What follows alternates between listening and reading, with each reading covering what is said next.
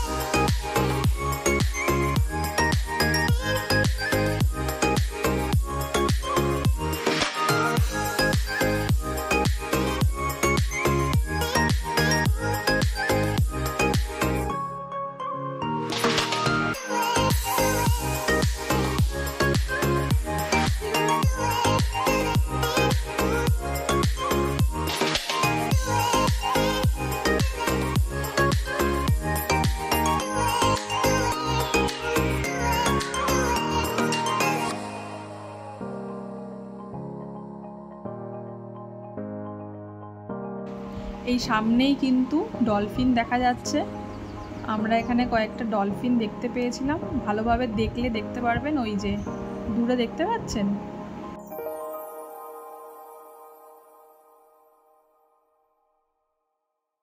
ওই যে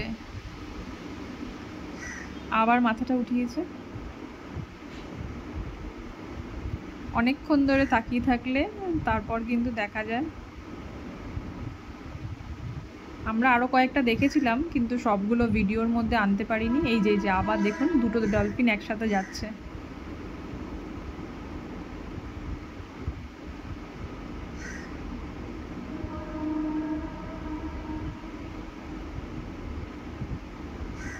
আমরা কিন্তু অনেকগুলোই বেশ ডলফিন দেখতে পেয়েছিলাম। এখানে সবাই বোটের থেকে পাখিগুলোকে খাবার দিচ্ছে, মুড়ি, বিস্কুট, চিপস জলের মধ্যে ছুটছে। আর সব পাখিগুলো এখানে জলের ভেতর থেকে খেতে আসছে। আমাদের বোটের সাথে সাথে এই পাখিগুলো যাচ্ছে। আমরা এখন আইল্যান্ডটার কাছাকাছি পৌঁছে গেছি। আইল্যান্ডে কিছুক্ষণ আমরা স্টে করব, আর তারপর কিন্তু এখান থেকে আমরা আবার ব্যাক করব। এখানে কিন্তু খাওয়ার সেরকম ব্যবস্থা নেই, তাই এই 4-5 ঘন্টার ট্যুরে আপনারা আসলে অবশ্যই আপনাদের সাথে কিছু খাবার নিয়ে আসবেন।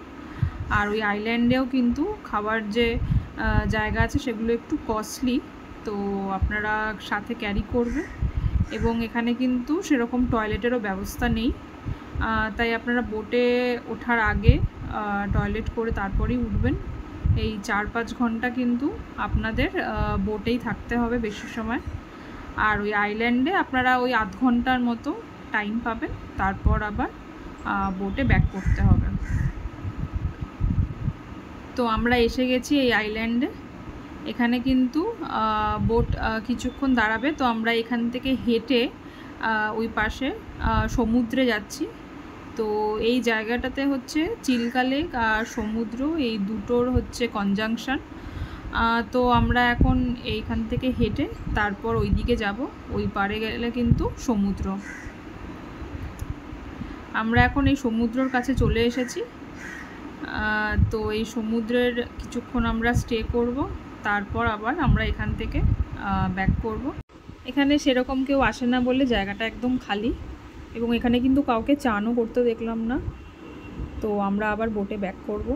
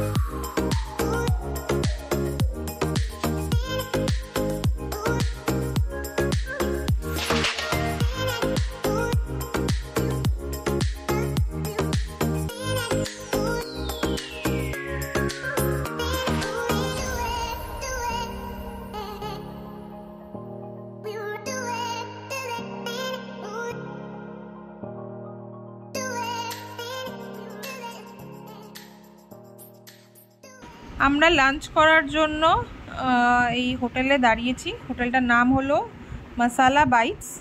এখানে ভেজ নন ভেজ দু রকম খাবারই পাওয়া যায়। আমরা চিল্কা লেক যাওয়ার সময় এখানে অর্ডার দিয়ে গেছিলাম আমরা কি নেব, তো সেই মতোই আমাদের জন্য থালি রেডি করে রাখা আছে। আমরা এখানে একটা ফিশ থালি আর একটা এগ থালি অর্ডার দিয়েছিলাম। এখানে কিন্তু ওয়াশরুমেরও ব্যবস্থা আছে। আমরা এখানে লাঞ্চ করে তারপর আবার পুরীর হোটেলে ব্যাক করব। এখানে আমাদের মোটামুটি 15-20 মিনিটের মতো টাইম দিয়েছে, তো তার মধ্যে আমাদের লাঞ্চ করে আবার ব্যাক করতে হবে বাসে।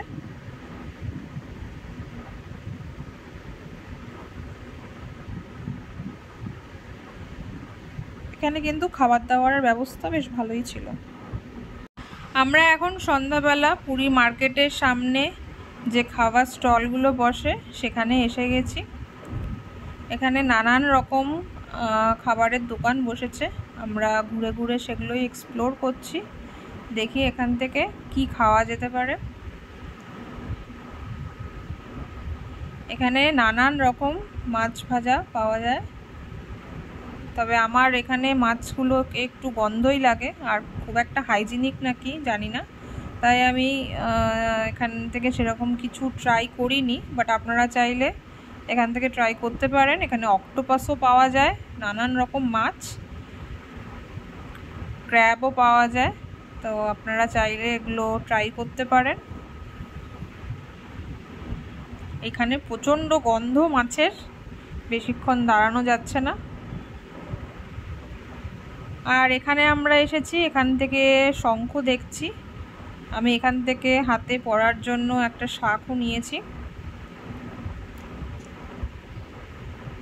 এখানে নানান ব্যাগের দোকান রয়েছে, শোপিসের দোকান রয়েছে।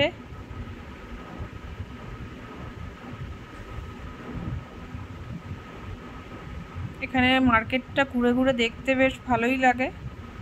আমরা যতদিন ছিলাম রোজই মোটামুটি সন্ধ্যাবেলা এই মার্কেট দেখতে চলে এসেছিলাম, এবং আমরা এখান থেকে অনেক জিনিসই নিয়েছি।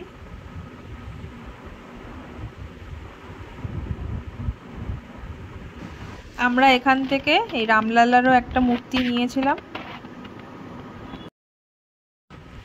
আজকের ভিডিওটা এই পর্যন্তই। আমরা আজকে আবার ফিরে যাব বন্দে ভারতে করে। ভিডিওটি ভালো লেগে থাকলে একটি লাইক করে দেবেন এবং চ্যানেলটি সাবস্ক্রাইব করে দেবেন।